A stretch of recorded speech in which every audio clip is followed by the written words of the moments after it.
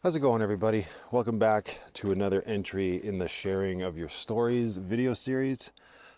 If you just stumbled upon this video in this series on my channel, Van Life Plus, I am doing literally what it says. I'm sharing stories that have been sent in from members of the community, subscribers from here or on Instagram or Facebook. And they're sharing their stories of nomadic aspirations, their nomadic lives, goals, or even just stuff from their lives that they just feel like sharing. This is a space where everybody can sort of come together, listen to each other, and hopefully, if necessary, get some feedback from the rest of the community and myself. So without further ado, hang on. Got something in my pocket that's jamming up into me. That would be my switch. All right, so we're going to kick this off with a story sent in from a longtime and very good friend of mine, a longtime supporter and good friend of mine, Andrea, out in Fernie. Andrea writes in and she says, "Dear Matthew, we've not met in person, yet to me you are my younger brother, which is why I call you Matthew and not Matt."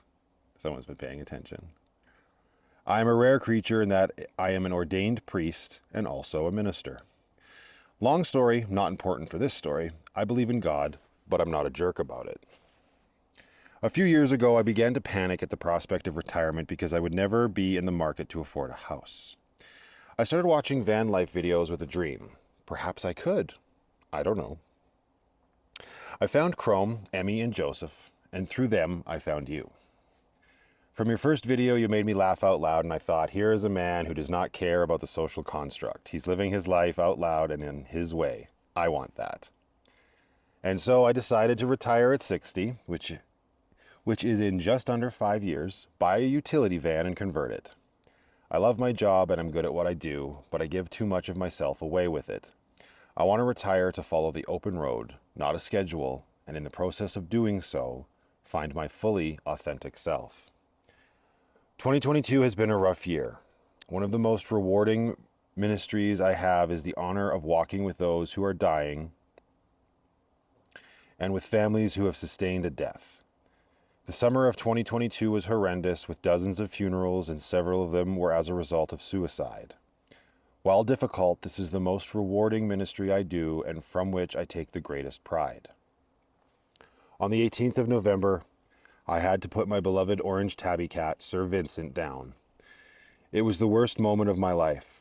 6 days later, I boarded a plane to Ontario from BC to vigil with my mother, who died on the 3rd of December from COVID.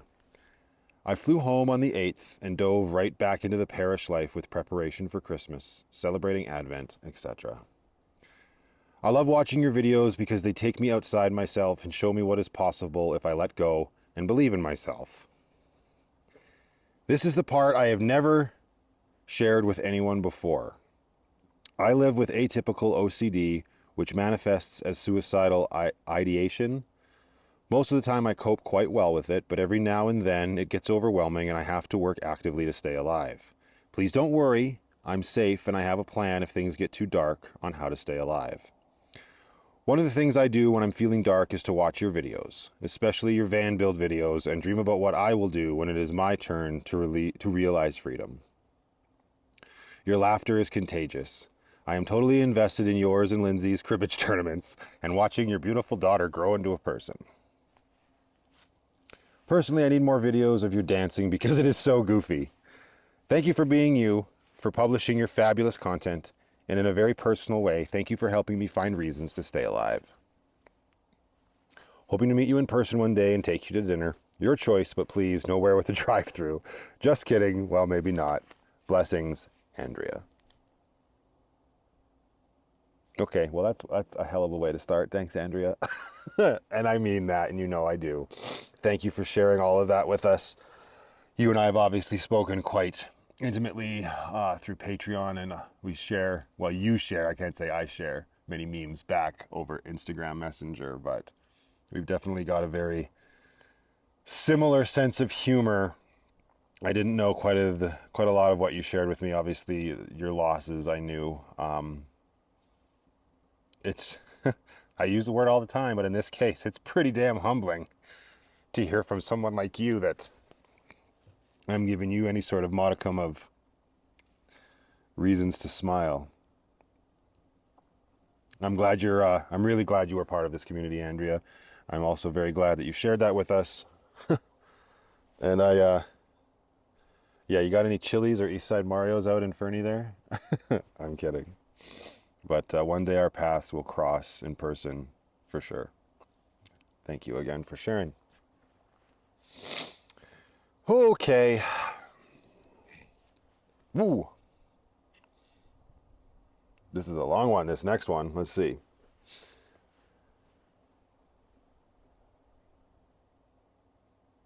What is this? Hang on. Okay. This one comes from Christina. She writes in the subject line, it says, subject line's very long. Hang on. I hope you and your viewers enjoy this, Matt. It was forwarded to me by my father-in-law, 20 years my senior. I'm 65, as I have mentioned. Your parents are no doubt proud of you. Oh no! Why would you send something like this? Okay. All right, let's see what her dad sent her. This is right on the nose. Read it slowly. I don't know who wrote it, but I'm guessing it was a senior, like I am. I first started reading this and was reading fast until I reached the third sentence. I stopped and started over, reading slower and thinking about every word. This is very thought-provoking, makes you stop and think. And then it is winter. You know, time has a way of moving quickly and catching you unaware of the passing years. It seems just yesterday that I was young, just married and embarking on my new life with my mate. Yet in a way, it seems like eons ago, and I wonder where all the years went. I know that I lived them all. I have glimpses of how it was back then and all of my hopes and dreams. But here it is, the winter of my life, and it catches me by surprise. How did I get here so fast? Where did the years go? And where did my youth go? I remember well seeing older people through the years and thinking that those older people were years away from me, and that winter was so far off that I could not fathom it or imagine fully what it would be like. But here it is. My friends are retired and getting gray. They move slower, and I see an older person now. Some are in better and some worse shape than me. But I see the great change. Not like the ones that I remember who were young and vibrant, but like me, their age is beginning to show, and we are now those older folks that we used to see and never thought we'd be. Each day now, I find that just getting a shower is a real target for the day, and taking a nap is not a treat anymore. It's mandatory. Because if I don't, on my own free will, I just fall asleep where I sit.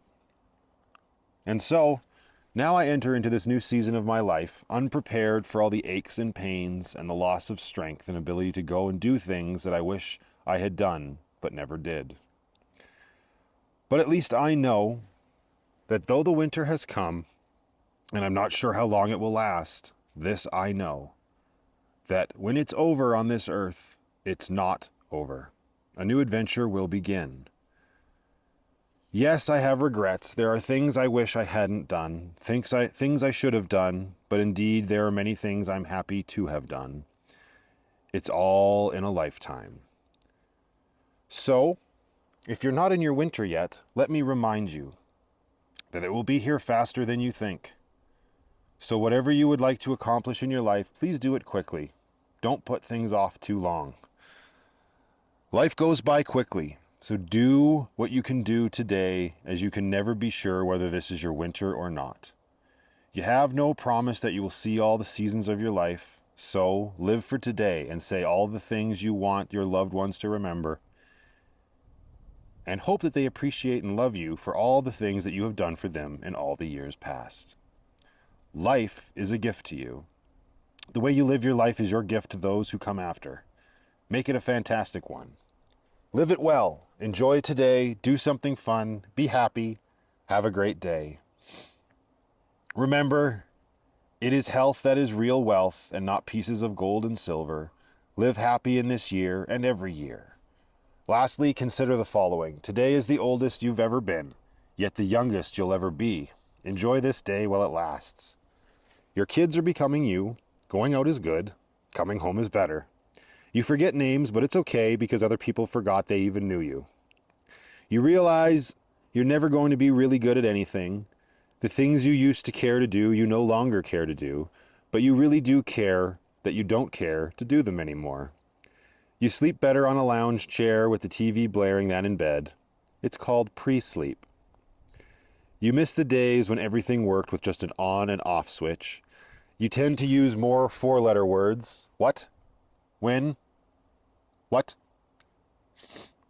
Now that you can afford expensive jewelry, it's not safe to wear it anywhere. You notice everything they sell in stores is sleeveless?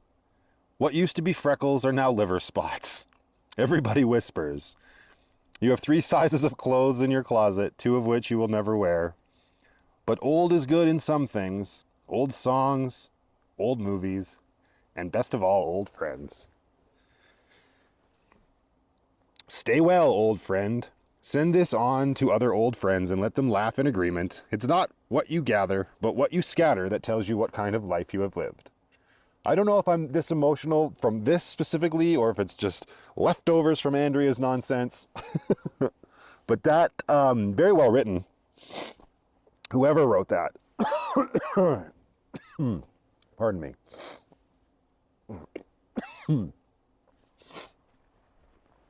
Yeah, that's that speaks to a lot of concern that I had myself, and I'm sure a lot of people in the community can relate to this, find a chuckle from certain things, but also completely understand the feeling that it's sort of evoking. I have always been terrified of my mortality, and not just specifically that I'm not living the best to the best of my ability, but I concerned myself with no longer existing, because we all have one thing in common undeniably, and that is the fact that we will inevitably pass on. And that terrified me growing up. And now that I'm here doing what I'm doing and living life on my terms with my van, and I took what I've said before, I've taken my life back under my control. That's what, even if I'm living in some sort of crazy illusion that I don't actually have control over my life, it sure as hell feels like I have control over my life again. That's a little existential, I know. But that's what my van life means to me. It gave me back control of my life. I immediately started feeling like I was living life on my terms and not somebody else's agenda. And I think as soon as that happened, that alleviated a lot of those fears. And that tells me that it wasn't a fear of not existing. It was a fear of not living my life the way I wanted to live it. And I've spoken about that before, how I just don't agree with the social structures and how we're supposed to do things and how we're supposed to behave and how we're just supposed to be cogs in the machine. And I think that was what was really terrifying me in the end. So this really speaks to the idea of exactly, get out there, live it well, enjoy today, do something fun, be happy, have a great day. Because time doesn't stop moving forward. We want to capture it in a bottle and, remember each and every moment and freeze frame it if we can, but that's just not possible, right? So the faster you can start living your life on your terms, and all that really means is living your life and being happy, right? The better off I think you're all going to be. Thank you for sharing that, Christina. That was very cool. I like that. Let me see here. All right, let's do 2 more. We haven't done these for a while, and these next 2 are a little shorter. So this next one comes in from Scott. Scott writes in and says, "Good morning, Matt. This is Scott from Ontario. Love your channel and your content. I'm envious.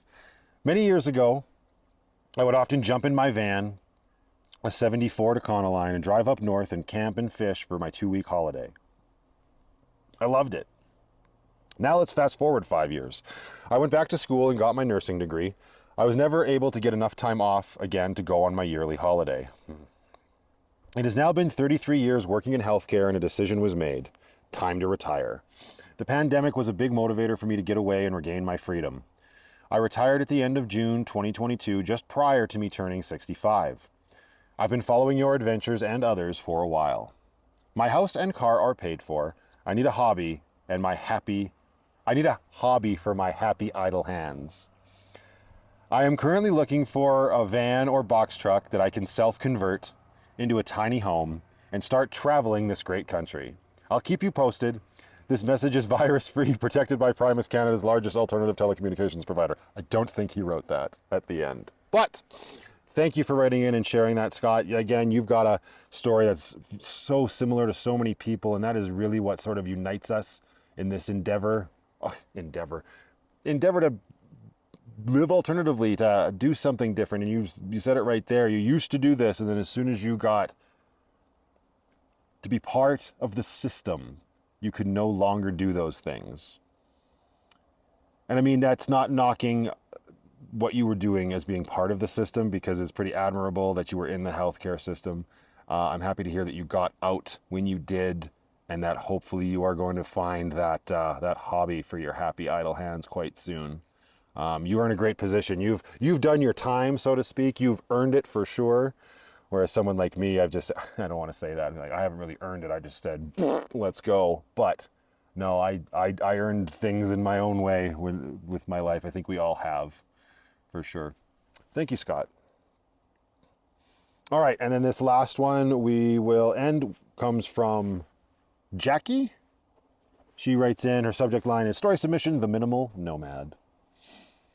Hi, Matthew. My name is Jackie. I'd like to share a bit of my story with you. Although this could possibly be one of the longer emails you've read, I'll save the long version for the book I hope to write about my life one day. 2 years ago, I was diagnosed with breast cancer. I ended up having a double mastectomy and a full hysterectomy. I guess they got it all because I'm still here to write this. Grins. But it changed how I look at life very drastically. I spent my recovery time off work watching tons of YouTube, and one video about moral mushrooms led me down a rabbit hole of off-grid living, tiny homes, and eventually van and car dwelling. I was absolutely hooked. I knew at that point that was what I wanted one day. One day came a lot quicker than I had expected. Even with full coverage insurance, I was still in debt almost $40,000 from my multiple surgeries and downtime due to my recovery. Thanks, America. Having to use my credit to pay for essentials and keep a roof over my head, I was quickly going under. Once I returned to work and started to try and get my finances back together, I realized it was going to take me a lifetime of trying to pay this off. So I decided to file for bankruptcy. With my debts cleared and life looking a little more hopeful, I thought maybe I was back on track. Unfortunately, that was not the case. I started to have severe back pain, and after getting checked out by a doctor, found I had something called I'm really bad at this. Spondylolisthesis. I'm sorry. It's where one of the vertebrae in your back slips forward. It's terribly painful, and even the slightest wrong move can send a stabbing pain into your back. Yikes. I started to miss work and eventually had to quit because I couldn't perform my duties. I didn't have the money to see more doctors and definitely didn't have the means to try and file for any sort of disability. That can take years. And I had no way to survive while going through that process. I took a look at my white 2005 Toyota 4Runner, yeah you did, sorry, which I named Candle. Oh, guess it's time. I started selling everything I owned and reducing my possessions to nearly nothing, taking on a very minimal mindset and just going for it. As I write this email, I am sitting in my apartment with just a few days left before I have the utilities scheduled to be turned off. I have a few piles of that is for the dumpster, and that is for donation, and that is going in the truck. I was able to secure another job that hopefully will be a little less physical, that I start the day after tomorrow. I have no idea how this is all going to work, but there's no turning back now. Hopefully Candle will be the light that leads my way. I wish you and all of the van life, car dwelling, tiny home, off-grid van lifers or lifers much love and light. And as my father once told me many years ago, just keep pushing forward. There is no other option. All my best, Jackie, the Minimal Nomad. Oh, what's the matter with me? That's so good. I'm sorry, guess it's time. I thought you were getting rid of Candle. No, you're living in Candle. That's awesome. I apologize again for being so far behind in reading these. We're almost a month since you sent this to me on December 21st. I hope things are going great for you, Jackie. Yeah, that's scary for sure. I totally get it. But man, did you, I think, make the right choice. I don't know what you've been going through. Maybe you've already said, screw it, and you've given up. I hope not. yeah, everything there. I'm sorry for the stuff that you had to go through, all of the pain and the surgeries and stuff. That's so unfortunate. And that whole idea of, yeah, you're going to have to work the rest of your life to pay off all this debt. I mean, that is just, that's the structure of the system, if you ask me. And I think you are, you think very similarly. Thanks, America. Yeah. Oh, sorry, I got really excited there at the end for you. That is so cool that you just did it. And I did that. We've all done that. We've all had that moment, I think, where we were sitting for what was, at least at the time, the final time of sitting in our sticks and bricks, whatever it was. You were in an apartment, as was I. And we just took it all in. We saw our organization and we said, this is it. And we pulled the trigger. Good for you, Jackie. I hope things are working out for you. There ain't nothing wrong with living that way and doing what you got to do because the rest of the world has said, no, you can't afford to live the way you want to live. Oh, I'm very proud of you, Jackie. Thank you for sharing. All right, you guys, we're going to leave this one there. That was felt like a bit of a roller coaster of emotions. It always is. If you would like to share your story and have me read it here on the channel, please don't hesitate to send it in. You can do so at the email address vanlifepluscontact@gmail.com. I would be more than happy to read it. And until the next one, you guys, just go out there, be happy, be creative, be yourselves. Most importantly, be positive, and I'll see you all in the next one.